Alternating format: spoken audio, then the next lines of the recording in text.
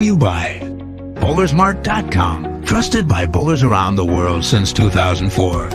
By Lightning Strikes Bowl, home of Bowlers Mart Pro Shop. By Platinum Ford, drive the difference. By Fire Lake Bowling Center, 24 state-of-the-art lanes.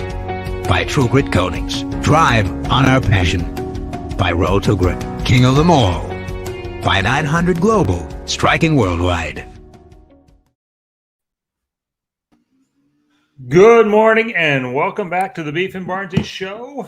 And today we have kind of a fun one. This one should be pretty interactive with everyone because we're going to talk about the balls that have been the most popular on the PBA Tour and maybe a little bit about why and how that applies to you. As usual, I am Barnzy, joined by the inimitable Stuart Williams. How are you, Beef Stew? Good, yeah. Obviously, me and Chris can give you our views, and you'll get to see from. I can probably give you the perspective of me and Chris and Dom for the season, and then we can look at the bull rep perspective because I reached out to Dino, Sean, Ryan, and Brett this morning, and thankfully they were all very kind and they all got back to me.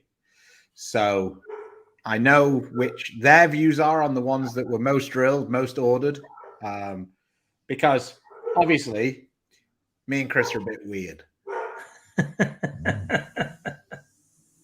So anyway, we actually have a couple of different problems and different strokes. So yeah, exactly. We have a couple of super chats coming in early, so let's deal with those first before we really get started. Ryan Martin, thanks, bud.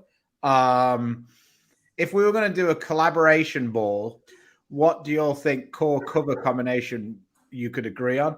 Me and Chris can't agree on anything. That's the charm of this show. Chris we agree to kind of disagree. Yeah, you'd want some symmetrical small core piece of shit that nobody would want to buy. Yeah, I would probably be, like every other ball we have right now, actually, 248, 052 symmetrical with right at the moment R2S. That's probably what I would go with. Yeah, and you would have some version of 249, 054, 018 with I don't know. Right now, if I was if I was designing a ball, it might just be the absolute. Well, that's pretty much what I described. Yeah, that's the only ball I seem to use right now. It used to be the infinite physics, and now it's the absolute. I'm swinging around like trying different shit. But I think overall, I think that I think that something in the phase type weight block, I think, would be pretty useful. I think that, something along those lines, maybe a phase 2 with the infinite cover stock. That might be something that I would quite like. So, morning, Adam. We have one more super chat coming in from Nico. He brings up a good point. He said, did you look at the pattern for the Queens and are you surprised that they kept the same basic shape and shortened it by a foot from the Masters? Is what he's talking about. I would say that given Nick's history and the way he designs patterns, no, I'm not very shocked, because once he finds a solution that gives him a positive feedback, he tends to not really change away from it that much. If you look at the history of the US Open, there's probably a pattern bank of about 10 to 15 patterns, and he kind of just rotates around those. That isn't a criticism, that's just a fact. No, and actually I don't mind that versus, whoever struggles on it obviously doesn't like that. But the hardest part to figure out when you have a unique field, and the women's field is also unique in the fact that from the guy side, there's never a place where there's that much rev rate that chews the lanes up that much with different strategies than the rest of the world uses, i.e. urethane. And so finding something that keeps the left to right kind of fair. The scoring pace is relatively similar, which some years has been better than others. The interesting thing is that the average rev rate on the women's tour, I'd say, is about 60% of what it is on the men's tour. So say 275 to 475. Yeah.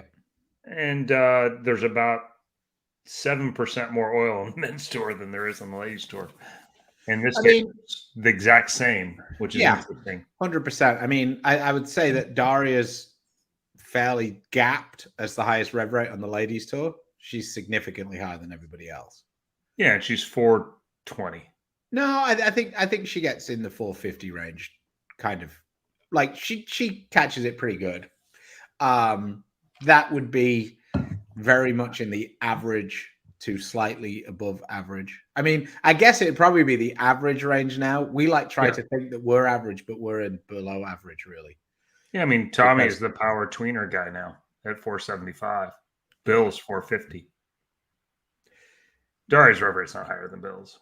It's just higher compared to I didn't see the latest shows, but I'd be surprised if Bill's rev rate was 450 these days. But I think he's right around the me and Dom. I think it gets into some of those same things where, because relative to the field, it looks lower. That I'd be surprised. Yeah, I mean, that's what it was. I don't know. I didn't see Inspecto. I don't really. It's the least accurate thing on there. So. Yeah, I mean, it's like it's all relative. Yeah, I mean, so to answer your question, Nico, though, yeah, I'm a little surprised. Not necessarily the shape, but that they didn't lower volumes.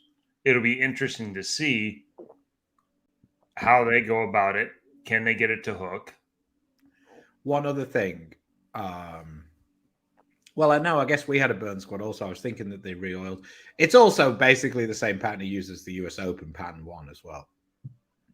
Yeah, and they use it at the men's side of the collegiate championships. And again, there was left-handers, right-handers. It was relatively, and so I mean, that's a theory that's been around as long as Lenny has been around. Once he found some things that he liked, he cycled back to it pretty often. And you know, there's certainly two camps of, hey, we put out something that's fair, everybody figures out how to play on it, and then there's the one of, hey, we need something different every single time for variety, so that one, everybody has a chance, and two, it proves who's the best at throwing it more than just one way. Fair is also the dumbest word in the history of the world. It's never going to be. Hey, Glenn, thanks for what would be the GOAT 6-ball bag. If we're doing just on our brand, I think that both me and Chris are exponents of using a plastic ball, so that would be in there. I think that the obviously the pitch black would be in there. So now we're down to 4. I think from what we've been seeing on the PBA Tour and just in general, especially for Chris, the gem would be the strong ball. So now we've basically got 3 left. I think it would be very strange for us to create a 6-ball Arsenal without a phase 2 in my mind. So I think that goes in there. Now we need a quicker ball. I would think an asymmetrical quicker ball. The Absolute has been. Did you say that already? No, I haven't. I was just kind of getting around to it, but the Absolute's been pretty popular. For some people, the exotic gem is pretty popular. I think the exotic gem is maybe a little close to the gem for a 6-ball bag. I do as well. And then below the phase 2, I think it's kind of a little tricky because I think that Revenant might be a little bit too far away. But if you don't have something like a Revenant or a IQ Ruby of the balls right now, I think that you're gonna have an awfully big problem late on in blocks. So Yeah, you need something on the end that gets around the corner, that's on the drier end. And I mean, people have used Fate, High Road, Pearls, Hustles. Ruby is a pretty strong version for a such a small core. The ball really hooks. The Revenant has come in the last half of the year in that spot as well. But it has a little bit of some guts to it. Yeah. From the court, the cover standpoint. So, but core number wise, it fits down in there. Yeah. So, I mean, if Stu Williams was designing the bag, it would be. Yeah. What is your 6? Just say your 6 if for I say was doing it, nationals. I would do reality. Reality. Then it would be phase 2. It would be absolute 3. And then I think for me, it would be the Revenant, the Pitch Black, and my Spare Ball. Yeah, I think mine would be low pin gem, tall pin absolute, low phase 2.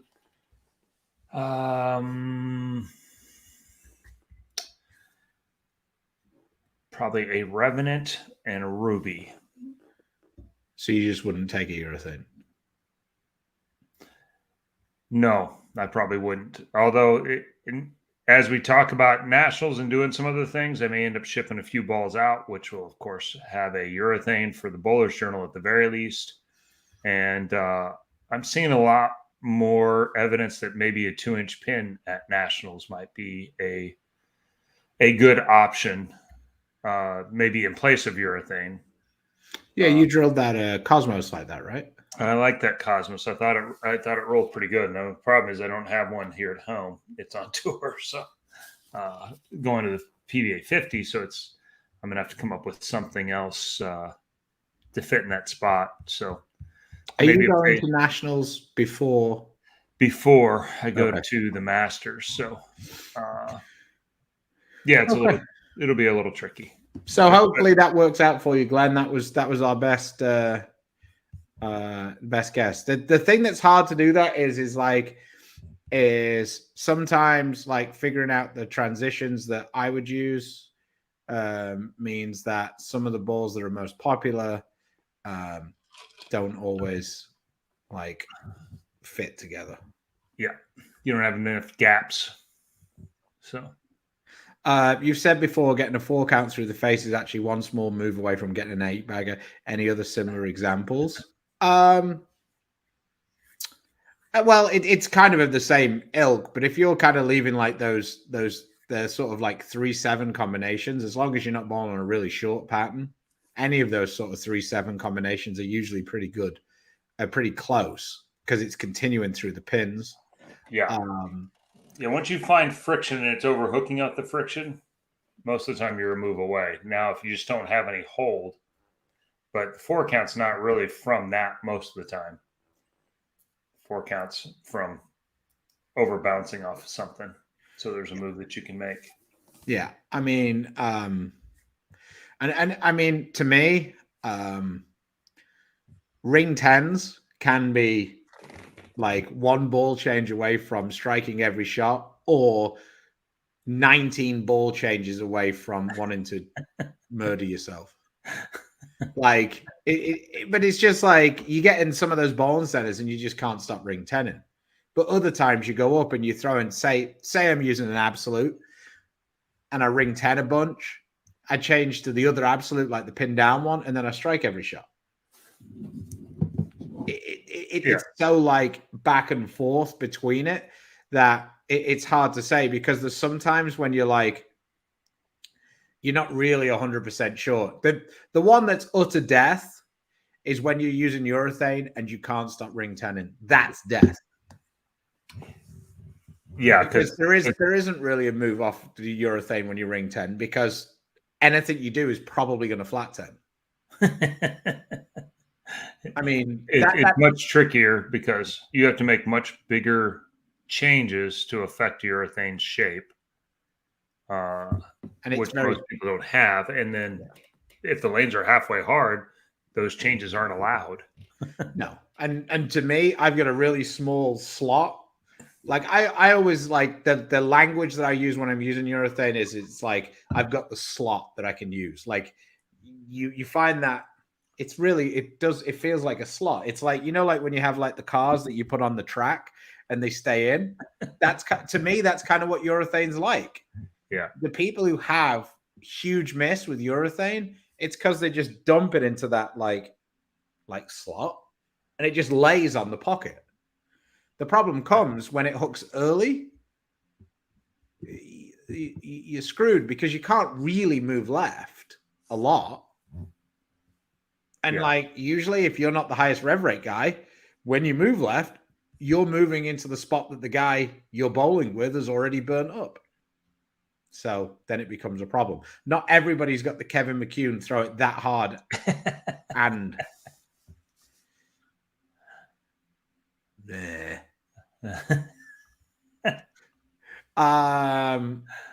thanks, bud.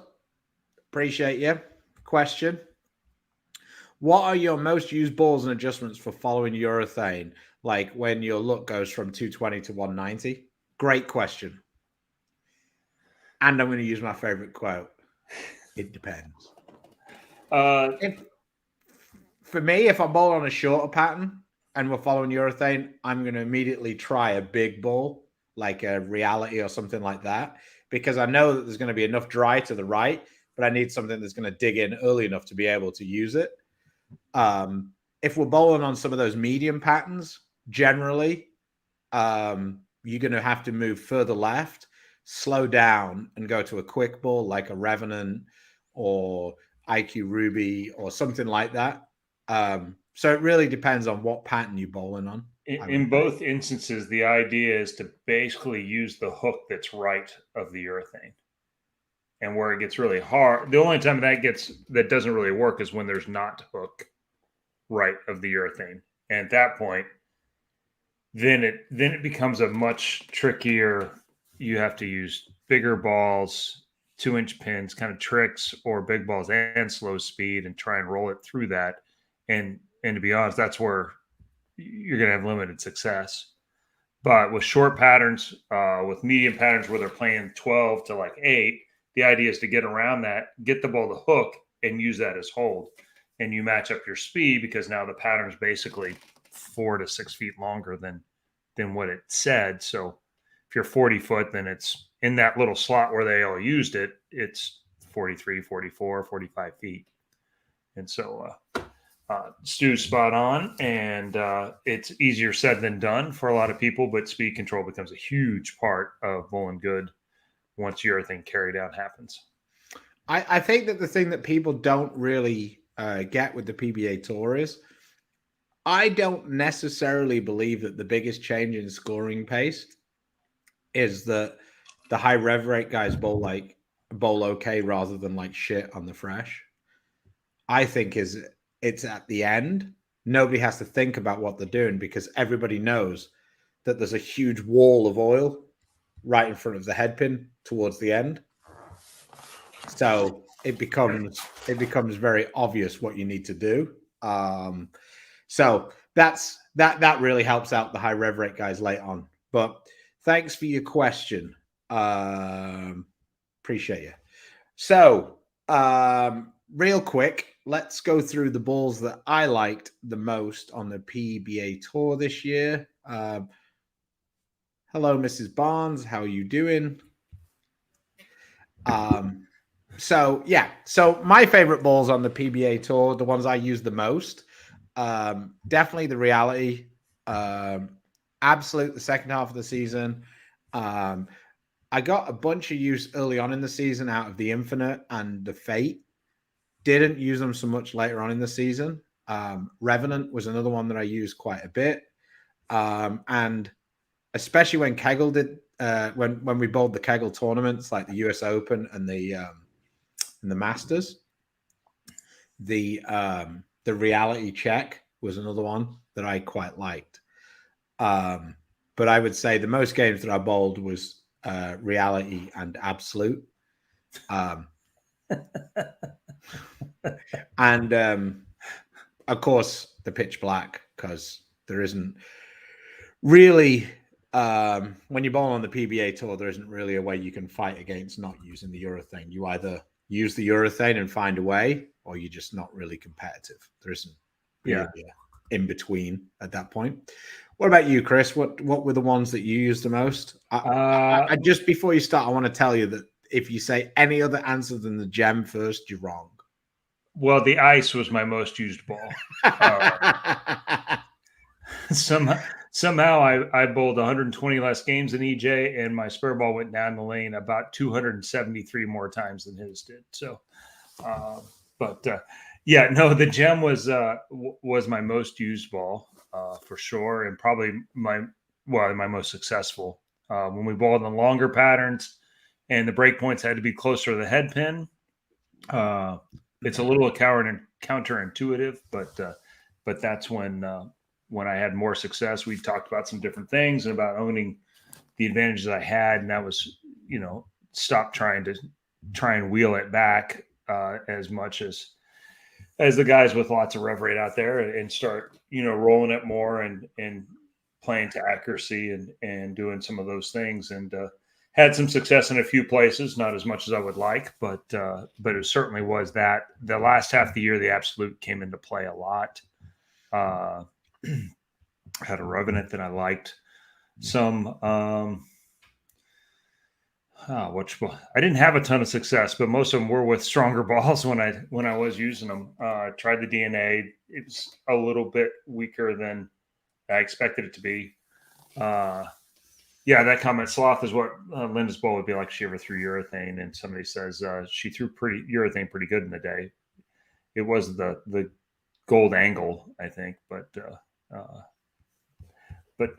other balls that we like this year. I don't know balls I'm looking forward to throwing on the senior tour this year. Which ones are they? You what? Which ones are that? You use the DNA. You tried to use the DNA quite a bit as well. I did. I gave it a couple of different goes, and it's close. I just don't know that it was.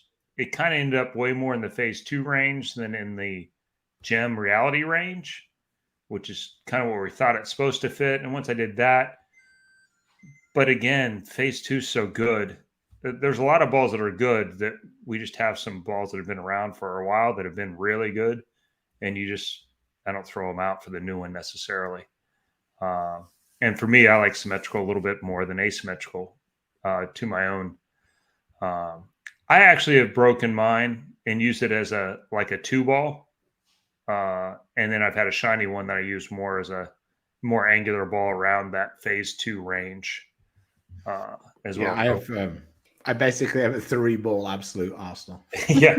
For those of you who can't see it, do you guys leave your absolutes at box the whole time? In the answer, this is what we're answering. I've hit it with like a really light 1000 and used it as a ball underneath the gem as an angular ball on for oil. Stu's used them a couple different ways. Like I said, that's been a sleeper. First review, I guess I'd say you just any other way, but I got the rarest of rare. I got a dud, and then since then I've had some that hooks as much as any ball I own right now. That's the one. If I want to wheel it, that's been the go-to for sure. So let's we've got a super chat coming in, but let's quickly I will read Sean Ryan's text to me. So I asked Sean which were the ones which 4 balls we used most used this year outside of the pitch black, because obviously the pitch black, that was a given, right? We have one real urethane option. That was a given. And then I quickly wrote the gem for sure is number 1. And he says, yes, absolutely. He said, based on what I've ordered and what I've been drilling, what has been drilled, he said, the gem, the exotic, the eternity, and the reality check. So there was a lot of big balls being used, which actually surprised me considering how many places we went where they hooked a bunch. but some of it didn't surprise me because some of the guys didn't, like the weeks that I had success, I didn't have very many people up there with me who were on Storm. And I was using balls that almost nobody else was using. So I don't know. But that was from Storm. I think no, it was the reality check was the last one, not the absolute. Oh, sorry. I saw a lot of gems and a lot of reality checks go down the lane. I saw people using the exotic, but I didn't necessarily see that many people having massive success with the exotic. It's hard, really, because Simo basically uses the gem, the Cosmos, or his pitch black. That's what it seems like. He uses a bunch of other balls, but it seems like it seems like they're the balls that he uses a lot. But I saw a bunch of reality checks going down, especially the second half of the season, which makes sense because it just got discontinued. So yeah, that cover's a little stronger than some of the other ones, a little stronger mid lane than some of the other ones. And I think you had a lot to do with it, actually. You struck a bunch with it, and some other guys kind of jumped on that train, and then they liked it as well. And then it kind of grew into the staff started moving over towards that ball because it was a little different than some of the other ones.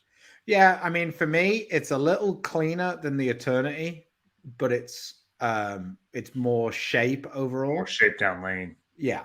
So, the Eternity's pretty good on wet, dry down lane and some of that. And we saw it a few weeks, so you saw a lot of guys trying it, but it was really better on the long patterns than it was anything else. It was good at the Masters. It was good in Wichita. Yeah, it was very good at the Masters for a lot of people. For me, it was very good on the fresh.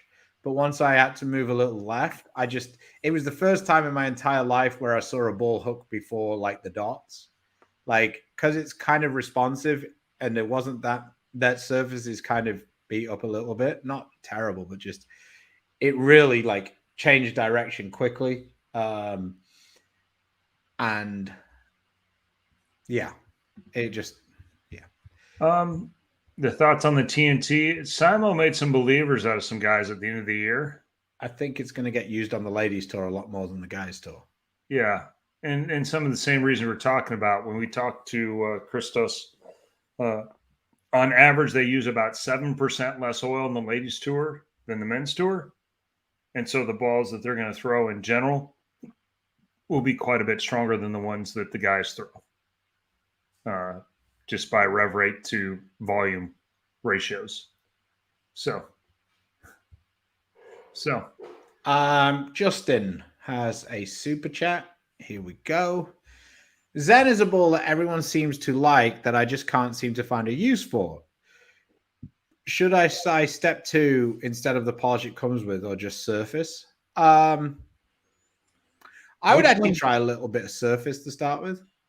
Yeah, and which one did you get? The original one, React to Gloss, or 4K Fast? Yes, that's another good question.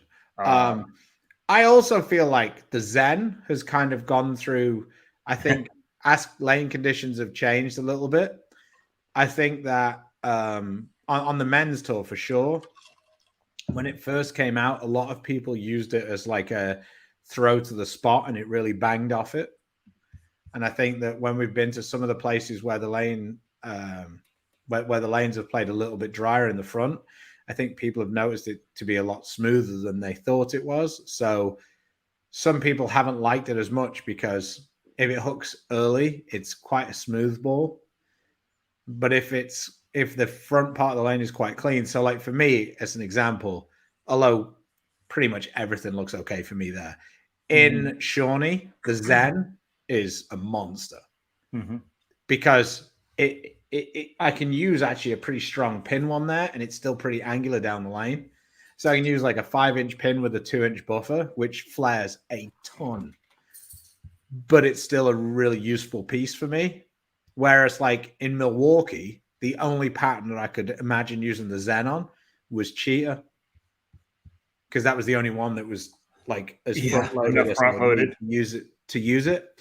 So I think that's part of it. So let us know whether you got how long you've had your Zen for.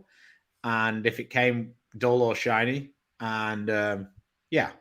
But if you got a 4K fast one, I'd recommend hitting it with 500 and then some step 2.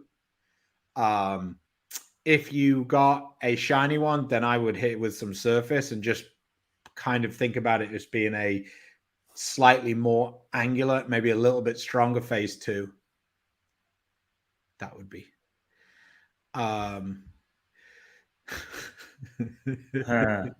Thoughts on the Zen Soul getting discontinued? Don't let the door hit you in the ass on the way out. That was not one of my favorites.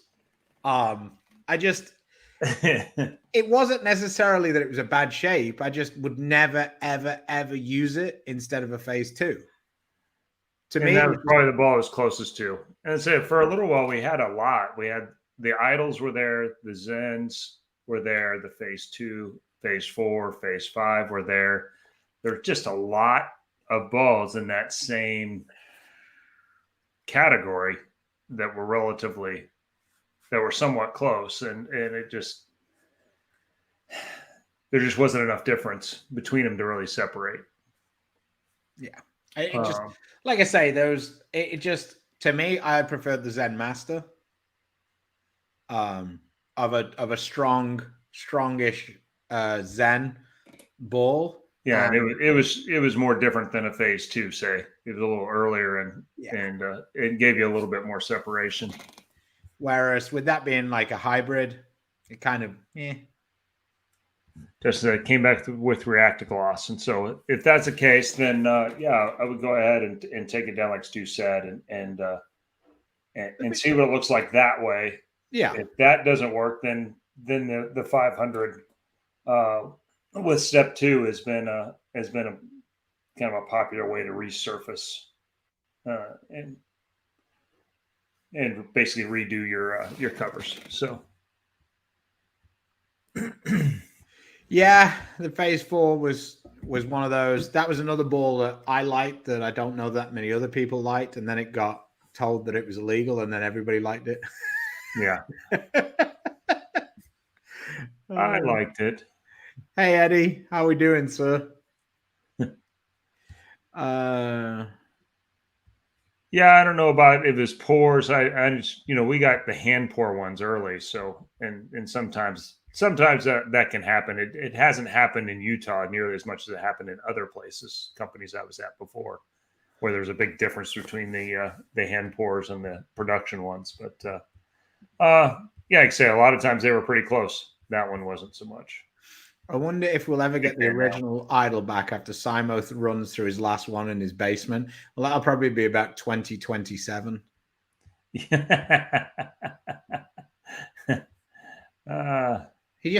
People just keep bringing them to him.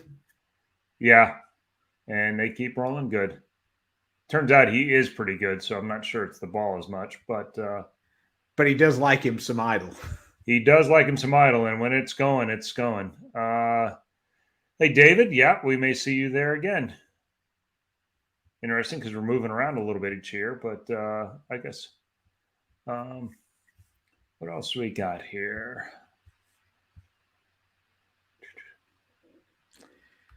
Here's an interesting question. To combat rev rate ball speed ratio on tour versus higher rev guys, are you using stronger pins or weaker pins but taller, shorter valves?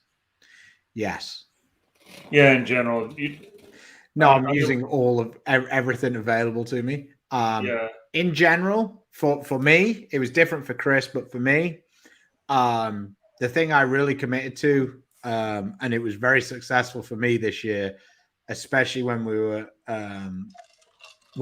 only really when we were using the Brunswick machine, was using the cleaner balls and using a couple of different layouts on those cleaner balls and really committing to not using balls that I could see would like burning up or hooking twice. So I kind of made that was like my commitment to myself, that I was going to try and use my hand to like not make the balls continue, more like make them start.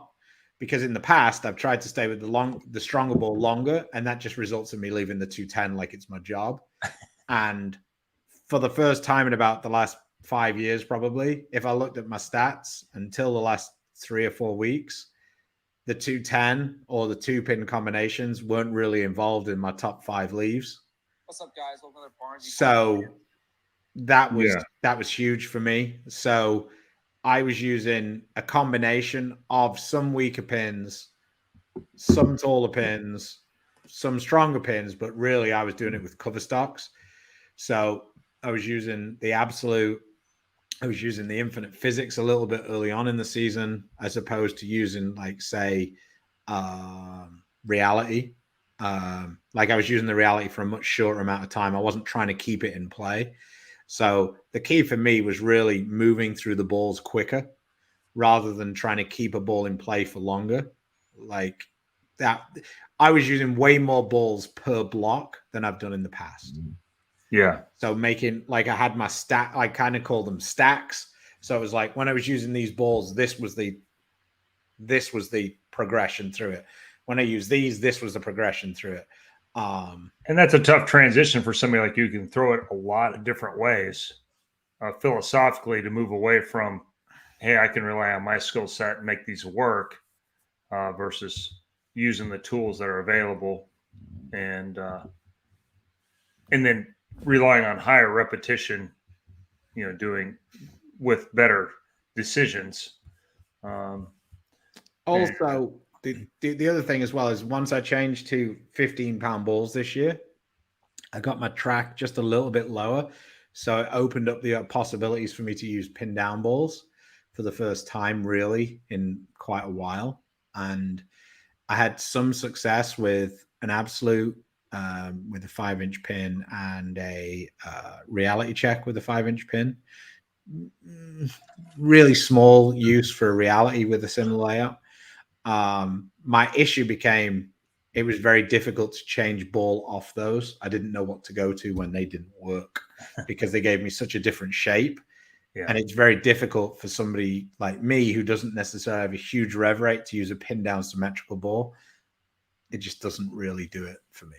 So yeah, I mean, that makes some sense. It's like golf when you chip. Some guys like to make a similar swing, and just change lofts based on the shot. And some guys like one club, and Sue's able to do both. This year, it was better to just change clubs more often than it was multiple releases and trying to keep up that way. When I look back, there were certainly some holes, and when I bowled good, it was basically when there was the weeks when there was quite a bit of oil in the front, and or more so, and I could use stronger balls, and I struggled with the finding the right combination with the weaker balls to be as good as I needed to be. I think some of your issues came with the weaker balls. Like it was like trying to dial in the layouts, because when you really tried to make it hook, it made it go forward because it was too quick. So it was like trying to balance, like finding a release you could use the weaker balls with, but then being able to, like, my ball continues way better than your ball does, especially when we're using the quicker balls. Yeah. Your ball continues way better than mine when you're using like urethane or you're using the gem. Slow balls. The biggest irony for me with Chris is positively anti-urethane, yet is way better than a bunch of the guys in the field who use it all the time. But he is like, I'm not using that fucking thing. I never strike with it. And then me and Sean Ryan at the back going, what is he on about? He strikes like a maniac when he uses it. And then Chris is like, no, I don't. And we're like, what? Were you not in Colorado last year? Were you not in this tournament? And Chris is like, ooh. Yeah. It's just funny. That's all. It's like, we see it like one way. And like for me and Chris, like, I think right now, if I can throw it hard and straight and really get it to hook and like go straight, like stand up and then just be like really straight down the lane, I think I'm pretty decent with urethane. Kokomo, I used it quite a bit there. Yeah. Whereas in Chris's mind, that's the way he wants to use it, except Chris is actually really good at making it like continue more down the lane. So it's kind of fun, like just back and forth, because I know that if I have to throw it to the right with the urethane, I might as well not bother. Because I'm just too inconsistent with my release point doing that. Whereas Chris is really good at that. It's just like our urethane skills together would make us competitive. Problem is Yeah. we can't do both. Yeah. Michael bowled the Players Championship. So, any tips about moving pairs in tournaments? Does your mindset change when hitting a good pair versus a bad pair? I'd like to be better about not having 17 after 2 frames. Wouldn't we all? Yeah. I mean, one of the things that changes quickest when you go on tour is that you end up using more shapes that blend the lane so that when you go pair to pair, you have better reaction across the building. And you sacrifice a little bit of the home run layout sometimes or a shape to avoid what you're talking about. Some buildings, not a big deal. Carolier, where the Players were, very big deal. I also think it feels like, anyway, it's a lot harder for the majority of the field to find a way to match up if it's not the natural matchup these days. Like, I don't think that like it's as easy to find a shape with your hand to match up to a building as it used to be. Now, maybe that's just because the scoring paces are higher because I don't think the bowls are better. I just think that they bowl the lanes more similarly. So more of the same things happen more often. So therefore, the scoring pace becomes a little higher because of that. Mm-hmm. Does that kind of make sense? Oh, yeah. It's the hardest thing to do. Like you watch guys bowl PTQs and they bomb them in the PTQs, and then they get to they get to the main field and they don't bowl as well, and it's because the field breaks them down a certain way. Then once you get used to that and you figure that part out, then then a lot of guys get pretty good at that as well. If they run similar things throughout the year, at the halfway point, 4 or 5 weeks in, you see a group of guys start to bowl really well the back half of every block because they've kind of figured out what's going to happen. For sure. A quick question. Are you allowed re-racks early rounds or does it slow things down too much? Re-racks do not slow things down too much. You are allowed 2 every game of the tournament. Slow bowling slows things down too much. I just wanted to quickly get back to what Michael was saying The about mindset. Mm-hmm. I think that you've got to be a little bit careful about good pairs and bad pairs because it's like kind of who you're following as well. So like you might follow a pair and the scores all be super low, but they're all trying to bowl the lanes differently to you. So if you go in and do what you're doing, you might be fine. So you've got to be a little bit careful of that. Obviously, there's going to be a few pairs in the building that just suck. I mean, it's just the way it is. So if you're going to a pair and like you've got enough data to know that this pair is like way lower scoring, then what you've got to really do is just have that mindset and not get frustrated when you get those couple of opens and don't push. Like if you get to a pair where like the first game everybody averaged 250 and you go on there and you're like suddenly 9 spare, 9 spare, 9 spare, you better be thinking like, hey, I'm doing the wrong thing. Got to be more aggressive. This is a pair that's worth being aggressive on with your changes. If consequently you're following a pair where 203 was the high game on the pair and there's a variety of styles and you get to that pair, in the first frame you hit the pocket and you flat 10, the second frame you like kind of light and 7-pin, it's probably worth like just digging in and like not really making many changes because that maybe isn't the pair to be aggressive on. I think that having the mindset of I'm going to be patient is like one of the dumbest things that the world is like. Coaches always say, oh, you got to be patient. You got to be patient. It's such bullshit. It's like you've got to be patient on some pairs. Like being patient can be the worst thing you could possibly be on some of the pairs. Very format driven, and really the world that we live in now with both amateur and pro formats is relatively not as much this year, I guess, on the pro tour, but they're relatively short blocks, and then you bowl in a different pattern. So being patient and getting better as the week goes on doesn't do you any good because you're not going to bowl in that pattern again. You have to make cuts, you have to make chance, and one of the things that is, as an observer, you watch EJ and you watch Belmo and you watch Simo, they are flipping through ball, and they're not afraid. Even Marshall, some of these other guys that are not afraid to shoot 150 or 170 or switch balls 5 times because they know once they find it, it's on, and then they start throwing 7 and 8 baggers like they're free. And part of that is confidence in your shot making and ability to do that. And part of it is, that's the bold mentality and the world we live in. If you're not taking those chances, you're probably getting left behind.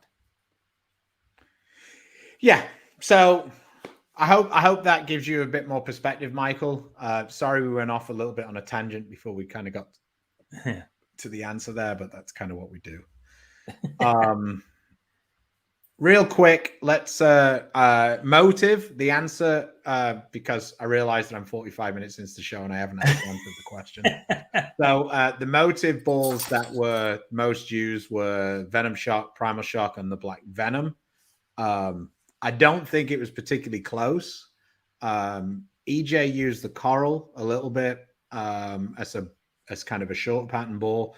From what I saw, I haven't spoken to him about it. And then the new Supra, I have no idea what it's called. The teal and black one he used a little bit, but I mean, really, he got the majority of his pins. Santu threw the Black Venom tons. Well, that's what I was saying. Santu was the one who used that Supra. He used the Supra. Yeah, he used that Black Venom was what his good weeks were, though, mostly. Yeah, I'm just saying, because Santu hooks it so much. Santu also says that he can't make the Venom Shock hook, so he's out of his mind. What comes out of the mouth of babes. Super Rally, that's what it's called. There you go. And then on the Brunswick side of it, from Dom's perspective, the ones that I saw him use a lot, it was obviously Purple Hammer. It was the Black Widow Hybrid 2.0. And then there was an incredible gap.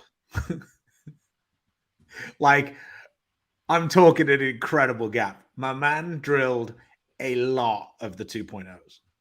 Yeah. And then after that, the balls that he used quite a bit, he used that, I think it was Wichita where he first started with it, but he used that 3D offset attack, the blue one. He used that a decent amount. Saw that one a bunch. Yeah. So they were kind of the couple of balls that he used a lot.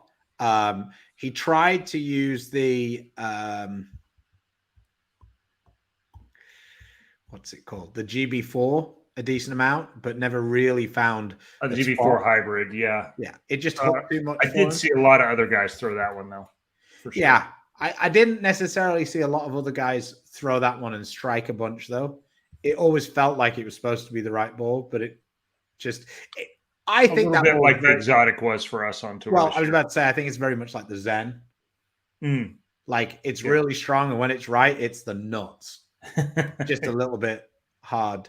But when I asked Dino's answer, it made perfect sense. He said the Black Widow 2.0 hybrid, hands down, number one. The purple. And then a ball I saw quite a few people use. Dom drilled a few, but didn't really use it that much because he can make everything hook. It's insane. The Mindset, Brunswick Mindset, that orange one. Yeah. We saw those go down the lane quite a bit. O'Neill uses the Black Widow Ghost. Yeah, Dom doesn't like that one very much. Dom is very much on the 2.0 hybrid. Yeah, that became his. And then Tommy used to be on that ball too when they were soft. I was about to say, I think Chris means the lane's soft, not the balls. Don't start another Oh, no. High scoring. When they were high scoring.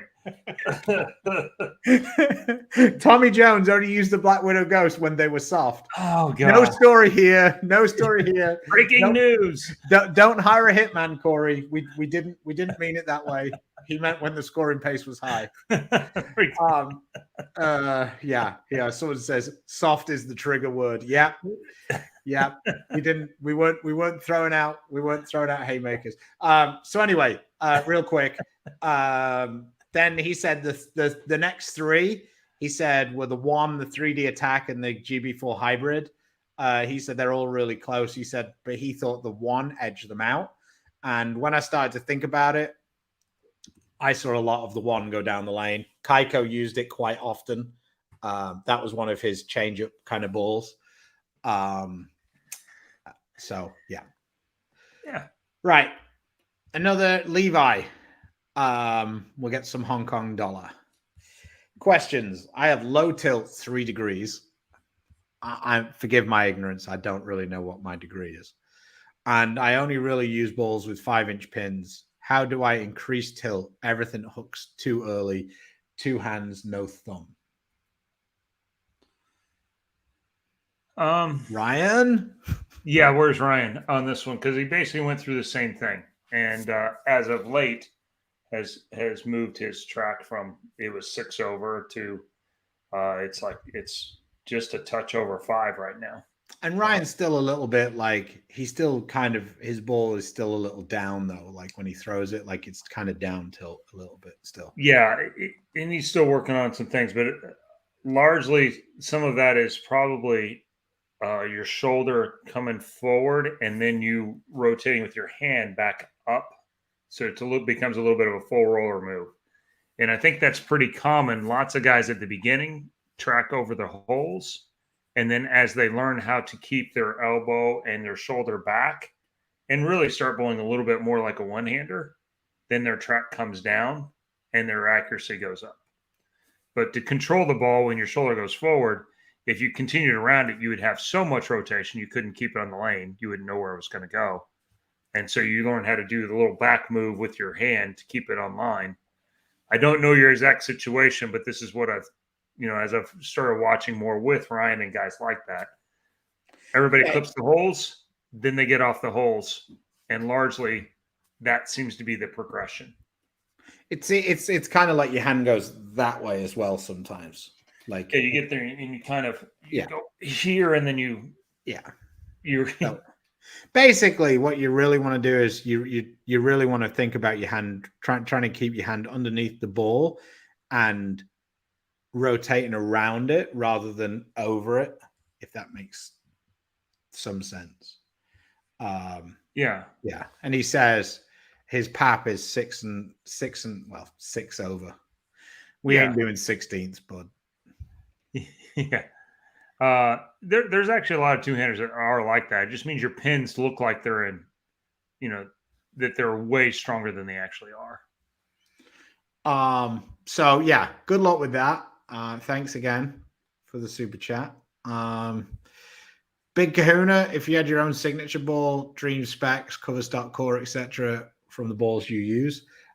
We kind of answered this a little earlier, but like for me, I think that I would probably go with something like the Infinite cover stock, maybe even a Rex Solid on a phase 2. But I mean, it might roll like utter shit. I don't know. I haven't tried it. Yeah.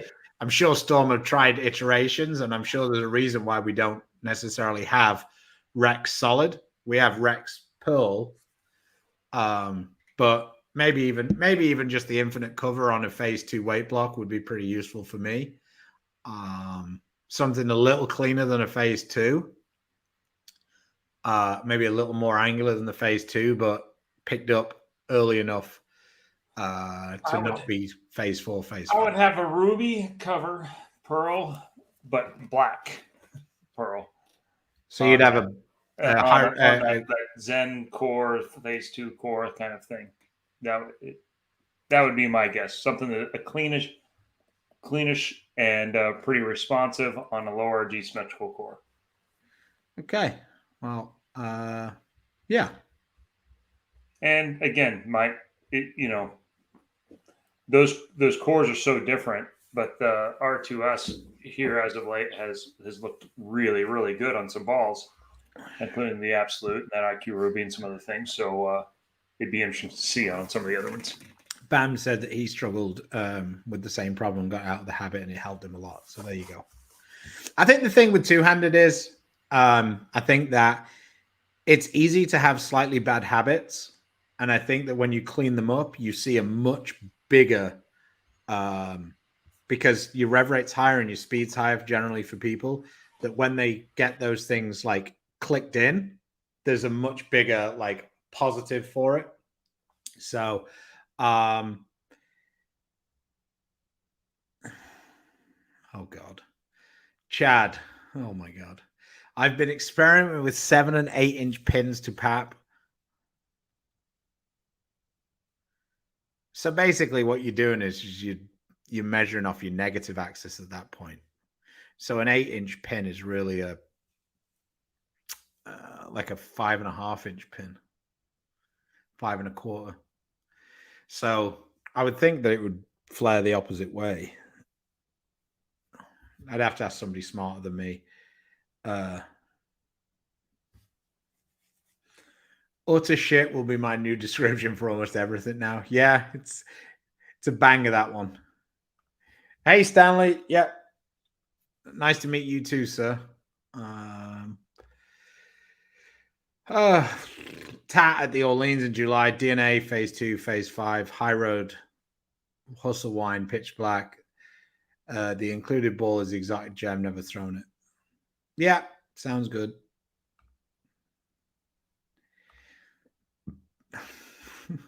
Crazy. So we'll wait for Chris to get back, but unless we've got any more super chats coming through, I think we will probably wrap it up. Sorry about that. Oh, no worries. Yeah, I was just saying, like, we'll probably wrap the show up today, unless anybody had any more super chats that they just had to ask. Thanks again for everybody who contributed with the super chats today. We do appreciate it. It makes the show a lot easier for us to pay some of the bills. So thanks again. What are you doing this weekend? This weekend I am I'm on a local thing with family. So Okay. Cool.